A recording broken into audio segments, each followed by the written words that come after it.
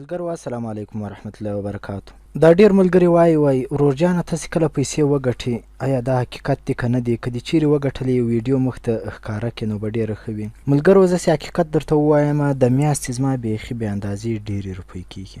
زه له یوې لارې څخه نه بلکې په څلورو لارو باندې بوخت یم او له هغوی څخه پیسې ترلاسه کوم. په هغوی کې له درو لارو څخه زه پیسې ترلاسه کوم، خو دا یوه لاره چې انشاءالله ورنږدې ده چې له هغه څه به یم که خیر وکړه خدای کوله ترلاسه کړم. هغه درې لارې چې دي، یو چې د پایور کمپنۍ ده، ایډموب کمپنۍ ده، او هم درېیم یو چې ده هغه ایډورک کمپنۍ ده. نو داسې دي دا درې سره د مشهوره کمپنۍ دي. په دې کې چې پیسې هم نه خرڅول کېږي له انسانه چې پیسې پر ورکړي او بیا کار پیل کړي.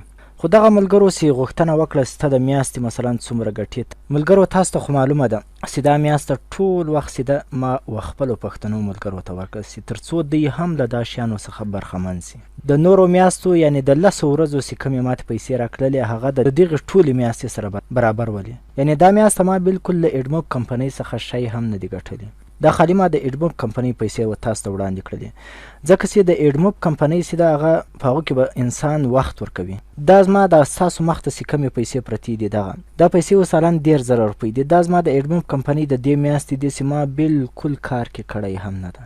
چې حقیقت درته ووایم دا به زه هم صرف او صرف زما په ایډموب کې چې ما کار کړی ده د 5 ورځو که د 6 ورځو کمایي به وي، بیا وروسته ما لاس ور وړی هم نه ده. ما چې په اولو شپو کې چې کله انټرنیټ پیلول په 2015 کې 1 روپۍ هم له ما سره نه وله. حقیقت هم بیخي بې اندازې زیات مسکین وم، خو الله جل جلاله هغه وخت هم تیر کړ. خدای پاک اوس دومره غټ نعمت راکړ چې الحمدلله پر کور باندې ورته ناست یم، ساعت مې هم تیر ده او دومره کمایي ماته خدای پاک راکوي. یعنې چې حقیقت درته ووایم تر 2 لکه هم د میاشتې اوړي. د ایډموب په کمپنۍ کې چې خالي یعنې ما ایډموب کمپنۍ ته وخت ورکړی وای تر 1 لک زما کمایي اوښتل د میاشت. پایور یې خواته پرېږده. پایور خو ټولو ته معلومه ده چې ډېره خوندوره کمپنۍ ده او هغه بیا کورسونه له انسانه غواړي چې باید د انسان کورسونه زده وي او کار کې وکړي. اوس دا دي دا 10,000 روپۍ دي، دا ما د دې میاشتې را ایستلې دي چې شکر ده الحمدلله، ځکه چې شکر پر نعمت باندې واجب وي. زه الحمدلله چې یو زری وي هم چې په مفت سړی ګټي، د انسان دپاره دغه یو زری هم په خپل لاس سره ګټل و انسان ته تر هر څه محبوب وي. اکثره د افغانستان، د سعودي، د امریکا، د پاکستان، د ایران، د سویزرلینډ دا رقم د ډیرو ځایو کسان ملګري له موږ سره راسره دي او هغوی انشاءالله تر دې ویډیو ښکته به هم دوی تاسو ته ووایي چې هو موږ دا د انټرنیټ څخه روپۍ ګټو. نو ملګرو تاسو څخه هم هیله کول کېږي باید تاسې هم ودې ته لږ څه وخت ورکړئ. پښتنو ملګرو زه صرف ستاسو د مینې له کبله وایم باید تاسې هم له دا شیانو سره لږ څه علاقه پیدا کړئ. ټوله نړۍ پر بله لار روانه ده، یو زموږ افغانستان، پاکستان یعنې دا پښتانه چې دي ټولو شاته رارهیي دي. نړۍ په لکهاوه نه په کروړو روپۍ ګټي، لیکن زموږ پښتانه پر هغه ځای باندې ناست دي. زه په قسم سره درته وایم دا خالي زما د ایډموب د کمپنۍ دی 10,000. زه د بلې میاشته تاسو ته ښکاره کړم چې آیا و ماته څومره خالي د ایډموب کمپنۍ ماته څومره راکړي دي. هغه میسیج به هم تاسو ته بیا ښکاره کړم چې آیا تر لک زیاتې دي که نه دي. د پایور دا به بیا وروسته تاسو ته ښکاره کړم چې هغه څومره راځي. ملګرو دا زه یوازې په یو کمپیوټر کې نه، دا بل کمپیوټر هم زما د حالته فعاله وي په 2 کمپیوټرانو کې او هم له ما سره 2 موبایلان شتون لري. په هغوی ټولو کې کار ورسره کوم. انشاءالله چې خلک وخت ورکړي. وخت دومره د دې کار دومره اسانه کار ده چې یعنې له تاسو سره یو وړوکی کس در سره وي هغه هم دا کار کولی سي. نو ملګرو زه تاسو ته هیله کوم وخت مه ضایع کوئ، ځکه چې عربي یو مقوله ده وایي لا تضیع الوقت لأن الوقت لا یحول مرة اخرى. وخت مه ضایع کوئ، وخت چې د دوهم ځل بیا نه راګرځي. انګریزان هم وایي د ټایم از ګولډ، بالکل سره زر د وخت ګورئ درته ضایع نه سي. دغه پیسې چې تاسې د بل چا نوکري کوئ په دغه نوکري کې حقیقت هم له تاسو څخه وخت لګیږي او تاسې به ستړیا هم محسوسوئ. کمپیوټر ته ناست یاست د کمپیوټر خوند به هم وګورئ او په مفته باندې به تاسو ته پیسې هم راځي. دا زه په قسم سره درته وایم چې دا پیسې دغه صرف د ایډموب له لارې ګټل سوي دي. نو ملګرو هیله کول کېږي چې باید تاسې هم کم از کم 10,000 وګټئ، 20,000 وګټئ، 10,000 وګټئ، هم ستاسو دپاره یو غنیمت ده چې له انټرنیټ یې وګټئ. نو پیسې مهمې نه دي، مهم ځای دا ده چې تاسې ورسره بلد سئ. انشاءالله زه چې د روانې میاشتې چې کوم ماته پیسې راکړي زه تاسو ته ښکاره کړم او پر خپل دغه پلنګ باندې و تاسو ته ښکاره کړم چې زما سره څومره پیسې دي او زه داسې وپاشم تاسې په حسابلو پسې آیا رسېدی سي که نه سي رسېدی. زه به هغه هم انشاءالله و تاسو ته وړاندې کړم. ملګرو هیله کول کېږي باید په دا شیانو کې بلد واوسئ. ملګرو زه تاسو ته یوه ډېره مهمه کیسه کوم. دا کیسه څه ده ډېره پخوا تېره سوې ده. په یو ښار کې یو کس اوسېد. دا کس یو ډېر سخي کس و او ډېرې پیسې به یې هم خرڅولې او هر کار به د ده زده و. هر کار چې به ده پیل کړ په هغه کې به واده ته پیسې راتللې. اخر د ده پیسې دومره سولې چې ده بالکل خرڅولی هم نه سولې. بیخي یې پیسې بې اندازې زیاتې سولې. یوه ورځ واده ته د ده خپل ملګری رالو. د ده ډېر پخواني ملګری و. هغه ملګری یې ډېر پریشانه او حیران و. نو هغوی له ده څخه غوښتنه او پوښتنه وکړه چې حرکت چې ته دا دومره خوشقسمته څنګه جوړ سوې چې دومره پیسې دې ترلاسه کړلې. نن چې ته د دې ښار تر ټولو موړ کس یې، لیکن موږ چې د 2 وختو ډوډۍ نسو پیدا کولی. ته څنګه دومره امیر سولې؟ ته تر ټولو ښایسته کالي اغوندې او تر ټولو ښه خوراکه ستا وي، لیکن موږ چې یو موږ ساده کالي اغوندو او ساده ډوډۍ خورو. یو وخت دا رقم و چې په هغه وخت کې موږ او تاسې ټول سره یو رقم و. له یوه استاد څخه موږ زده کړه کوله او یو کار به موږ ټولو کوی، یو ساعتېری به زموږ ټولو و. په هغه وخت کې ته تر موږ بهتره نه ولې او نه په تا کې په هغه وخت کې داسې یو کمال و، لیکن موږ دا محنت هم برابر سره وکړ. نه ته تر موږ په محنت کې زیات ولې. حرکت دا راته ووایه چې تا دا پیسې څنګه وګټلې؟ نو څنګه خدای پاک پر تاسې باندې مهربانه سو او پر موږ نه ده مهربانه سوی؟ نو حرکت ورته وویله چې ملګرو زه تاسو ته حتما دا درښیمه چې څنګه دومره امیر کس جوړ سوم. حرکت و دوی ته وویله چې تاسې په دا دومره کلو کې د دولت د پیدا کېدو لارې ونه موندلې. دولت ځان ته لارې لري، د پیسې د پیدا کېدو ځان ته لارې چارې وي. زه تاسو ته د پیسې د پیدا کېدو هغه لارې درښیم چې ما څنګه پر هغه قانونو باندې زه ولاړم او ما پیسې ترلاسه کړلې. حرکت ورته وایي دا پیسې و ما ته په هغه وخت کې پیدا سولې او دا طریقې ما له هغه وخته پیل کړې چې کله زه نوی ځوان سوم. ما د شاوخوا چې دا څومره کارونه و او دا څومره ښه شیان چې و هغه ټولو ته زما رضا کېدله، لیکن له ما سره دولت نه و او ما به دا فکر کوه د دې ټولو شیانو دپاره دولت ډېر مهم ده، پیسې ډېرې مهمې دي. نو ما دا پرېکړه وکړه چې دولت طاقت درکوي، دولت هڅه درکوي او هم دولت چې ده نوی ژوند دربخي. نو په هغه وخت کې ما دا پرېکړه ځان سره وکړل چې له دغو ښه شیانو دپاره به زه یو څه پیسې پیدا کوم. نو دی وایي د حرکت وایي چې ما په اول ځل کې د شروعات چې د پیسو شروعات ما کول، اول وارم په ډبرو باندې ما خطونه لیکل. ما ډېرې میاشتې دی وایي ما پر دغو باندې پر ډبرو باندې به ما خطونه لیکل. خلکو به نومان راته وښووله چې پر دې باندې زما نوم ولیکه، پر دې باندې څه راته ولیکه. ما ډېرې میاشتې هغه کار وکړ، لیکن ما ته هېڅ پیسې نه راکړلې. چې کومې به ما ته راکړلې هغه به په هغه ورځ باندې ټولې ختمې وي. په دې وخت کې دی وایي ما ته یو د الکمیش په نامه سره یو کس رالی. دې کس پیسې جوړولې، دومره امیر و. هغه کس ما ته د خاورو پر یو شي باندې د یو څو تورو لیکلو دغه وکړ چې پر دې باندې به ته مخ ته یو څه ولیکې، خو هو په دې کې به ستا 2 ورځې لګیږي، تر 2 ورځې به زیات وخت نه پر تېروي. که دې چیرې دا په 2 ورځې کې دا کار خلاص کړ او زه تا ته 2 سکې درکوم. سکې په هغه زمانه کې بیخي بې اندازې ډېرې وي. حرکت وایي چې کله ما دا خبره واورېدل ما په ډېره تکړه توب سره دا کار پیل کړ. 2 ورځې وروسته ما ته هلکمیش رالل، ما لا کار نه و خلاص کړی. الکمیش چې و په دې وخت کې ډېر بد خواشینی سو. ما ته ډېرې خبرې وکړلې، خو ما په دغه وخت کې دی وایي د حرکت وایي چې ما په خپل ځان کې همت پیدا کړ او له دې کس څخه له الکمیش څخه مې پوښتنه وکړه. ما ورته وویله چې الکمیشه ته خو دومره امیر کس یې، دومره موړ کس یې، مهرباني وکړه ما ته دا طریقه راوښیه چې ته څنګه موړ سولې. او ما له الکمیش سره واده وکړله چې زه تر سبا پورې دا ستا کار در خلاصوم بغیر له پیسو څخه، دا 2 سکې هم نه غواړم، صرف ما ته طریقه وښیه. الکمیش پر ما وخندل او راته ویل چې ستا همت و ما ته ډېر خوند راکړ. ته زما کار سبا خلاص که، زه تا ته سبا د امیر د جوړېدو ټولې لارې چارې درښیم. بیا ما ټوله شپه کار وکړ، د کار مې ورپوره کړ. 2مه ورځ چې کله دی رالی ما ده ته وویله چې ستا کار خو ما ټول در خلاص کړ، مهرباني وکړه اوس ما ته هغه د امیر د جوړېدو طریقې ما ته وښیه. الکمیش ورته وویله چې صحیح ده حرکته، ته زما خبرې په غور سره واوره. الکمیش ورته وویل چې ما ته د امیر جوړېدو یو لاره پیدا سوه. په دا لاره کې اول وارې ما دا فکر له ځان سره وکړ چې ته چې کومې روپۍ ګټې په دغو کې به صرف او صرف 1 روپۍ له خپله ځانه سره ږدې، یعنې خپل ځان ته به ورکوې.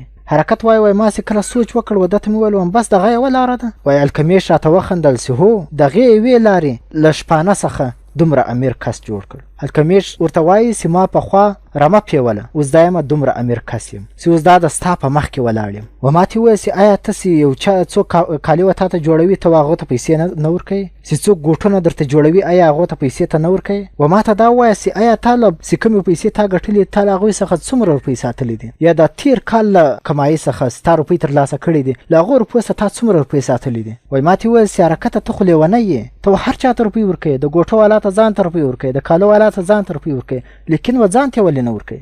دا خبره راته وکړه چې ای حرکت هغه روپۍ هغه سکه چې ته د خپل ځان دپاره ساتې هغه به ستا د ژوند د خوشحالۍ یو سکه وي دغه یوه سکه چې ده دا به تا ته نورې پیسې جوړوي نورې سکې به تا ته جوړوي که چیرې ته غواړې چې ته له ځانه امیر جوړ کړې نو دا کمې پیسې چې ته ګټې ستا له سیوینګو څخه دا کمې پیسې چې ته سیویې له ځان سره ساتې له دغه څه باید ته نورې پیسې وزېږوې او د هغوی له کمایۍ څخه ته باید نورې کمایۍ پسې وکړې راته ویې ویل چې ګوره حرکته ستا له کمایۍ څخه دا کمې پیسې چې ته ګټې له دغو څه باید 10% روپۍ ځان ته کېږدې 10% حصه باید ځان ته کېږدې او دا نورې 90% پیسې چې دي هغه باید ته خرڅ کړې او دا 10% پیسې چې دي هغه باید ته له ځان سره پټې کېږدې و تا ته معلومه ده حرکته دا درخته سیده دا له چیش پیدا کېږي له یوه زړې پیدا کېږي دا ستاسې اوله سکه ده او تاسې ساتلې ده دا به ستا یو زړی وي او ستا د هرې کمایۍ 10% حصه چې ده هغه له خپله ځان سره ساته هغه به دا رقم وي لکه دا زړې ته چې اوبه وراچي او دا کار چې ته څومره زر پیلوي هغومره زر به دغه زړی یو ونه ګرځي یو درخته ګرځي او اخر به ته د دغه درختې تر سایې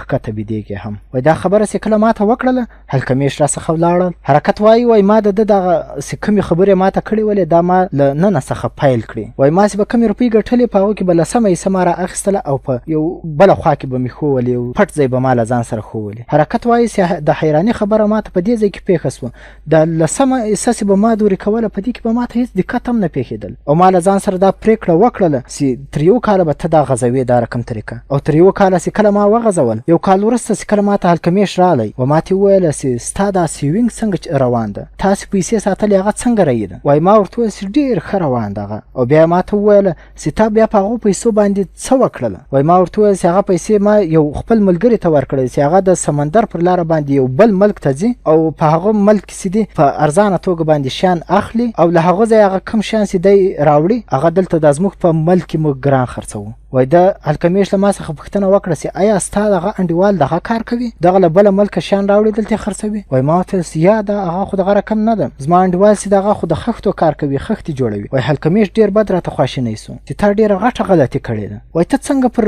یو خښتې جوړونکي کس باندې دومره بروسه کوې چې دی په دغه شي کې ماهره وي له هغه ځایه د شیان راوړي دلته د ګران خرڅېږي وایي هلکمیش و ما ته وویله وایي آیا ته دا رقم چم کوې د غوښې والا ته ورسې چې دغه میټایي ما ته راکړه خو یا ته به د یو غوښې والا ته ورځې ورته وایې بس ما ته دغه غوښه راکړه د بیکري والا ته به ورځې ورته وایې بس ما ته دغه میټایي راکړه هسې نه ده چې د میټایي والا ته ته ووایې چې ما ته غوښه راکړه او د غوښې والا ته ووایې چې ته ما ته میټایي راکړه وایي باید تا دغه کار و یو دا رقم کس ته ورکړی وایي چې هغه په دغه شیانو کې مهارت لرئ له هغو ځایه دا شیان راوړل او دلته یې خرڅوله وایي ما ته دغه خبره وکړله چې زه دومره مشکل نه ده ځکه چې انسان یو غلطي وکړي هغه بیا پیسې ګټلی شي ما ته دا خبره وکړه وایي ځه له ننه څه بس باید ته دا رقم چم ونه کړې ما ته دا خبره وکړه دی راسه ولاړل وایي د هلکمیش دا خبره و ما ته حقیقت هم سمه ښکاره شوله زما دغه انډیوالو بل وارې بل ملک ته ولاړل په هغه ځای کې ډېر پاته رالل یعنې ډېر تاوان یې وکړه پیسې یې سره ولاړې او په هغو باندې د نقلي شیان واخیستل او هلته زموږ پیسې ټولې سره ختمې شوې لیکن ما په هغه وخت کې ناکامي ونه منله بیا مې دغه کار پیل کړ د ځان دپاره به ما پیسې ښوولې وایي بل وار چې د دوم کال ما ته هلکمیش رالی له ما څخه پوښتنه وکړل چې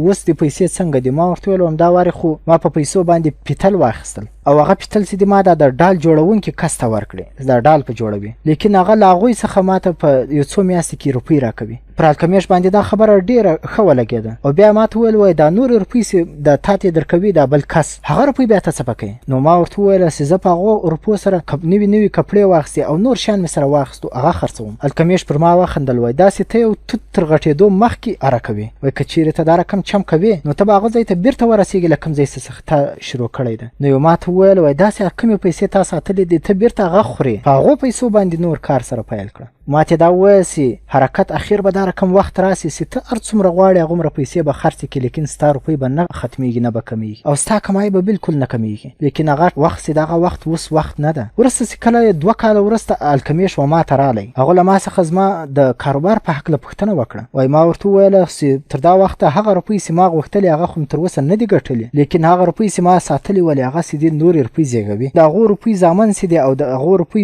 د هغو نورو روپو زامن چې دي هغه بیا نورې پیسې زیږوي. وای ما دا ورته وویل چې دا پیسې څنګه جوړیږي، دا ما ټول زده کړل ستا له طریقې څخه. وای دا خبره چې کله الکمیش واورېدل، وای زه د خپل ځان سره یو پارټنر جوړ کړم، یو د ځان همکاره یې جوړ کړم. او تاسې نن خبر یاست چې زه نن د دغه طریقو له وجې و کوم ځای ته رسېدلی یم. حرکت و خپلو ملګرو ته وویله، وای ما و تاسو ته د خپلې امیري کیسه ټوله په دغه څو تورو کې بیانه کړه. حرکت ورته وویل، وای زه امید لرم چې تاسې به هم دغه طریقه پلې کړئ او هم تاسې به امیران وګرځوي. نو محترمینو ملګرو او محترمینو اورېدونکو، و موږ ته له دغې کیسې څخه درې شیان موږ ته معلوم سو. اول دا ده چې باید موږ له خپلو ګټو څخه 10% ګټه یوې خواته کړو، 100% کې 10% یوې خواته کړو. یعنې په دا 10% باید موږ خپل کار وکړو، یعنې دا 10% باید موږ له ځان سره کېږدو او دا څومره ضرورتونه او شیان چې موږ لرو باید هغه په دا 90% سره خرڅ کړو. چې هره کیسه وي باید هغه روپۍ موږ له ځان سره کېږدو، هغه 10% روپۍ، تر څو پورې چې موږ ته یو ښه کار په مخه نه راغلی. دویمه خبره موږ ته دا معلومه سول، باید موږ له هغو کسانو څخه اول وارې غوښتنه او پوښتنه وکړو چې په دې شیانو کې ماهره وي. یعنې موږ باید له یو کوچي څخه له یو شپه څخه پوښتنه نه وکړو چې دا کمپیوټر په څو ده او دا کمپیوټر څنګه ګټه کوي. درېیمه خبره و موږ ته دا معلومه سوه چې هغه پیسې چې موږ یې ګټو هغه باید موږ پر پالتو لارو باندې خرڅ نه کړو، هغه باید پر نورو شیانو سره مصروفه وساتو. نو محترمینو ملګرو، په دې کیسه کې زما مقصد دا و چې تاسې چې دا 90% وخت باید تاسې و خپل ژوند ته ورکړئ، هر کاروبار ته ورکړئ، لیکن دا 10% وخت چې ده هغه باید تاسې و دې کار ته ورکړئ. دا کار تر هغه وخته باید تاسې پالتو وګڼئ،